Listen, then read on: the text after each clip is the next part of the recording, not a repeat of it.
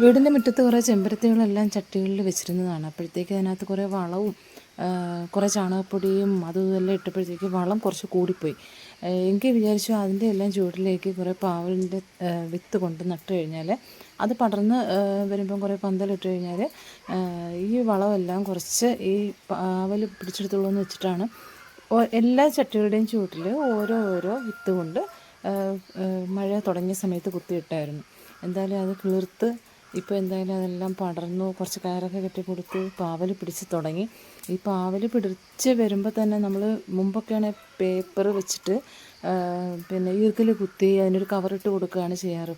പക്ഷേ മഴ സമയത്ത് അതൊരു ബുദ്ധിമുട്ടായതുകൊണ്ട് ഞാൻ സത്യം പറഞ്ഞാൽ യൂട്യൂബിൽ കണ്ടിട്ട് തന്നെയാണ് പിന്നെ പ്ലാസ്റ്റിക് കുപ്പി, നമ്മൾ ഈ വെള്ളത്തിൻ്റെയൊക്കെ കുപ്പി എടുത്തിട്ട് അതിൻ്റെ മണ്ട പൊട്ടിച്ച് അതിൻ്റെ അടപ്പിന് അത്ര ഹോളിട്ടിട്ട് ഈ പാവലിനെ അതിനകത്തേക്ക് ഇറക്കിയിട്ട് അതിനൊരു കവറിങ് കൊടുക്കുകയാണ് ചെയ്യുന്നത്. പക്ഷെ അങ്ങനെ കവറിങ് കൊടുത്തപ്പോഴത്തേക്കുള്ള ഗുണമെന്ന് വെച്ച് കഴിഞ്ഞാൽ ഒരു രീതിയിലും അതിനെ ഈച്ചയൊന്നും ആക്രമിക്കുന്നില്ല.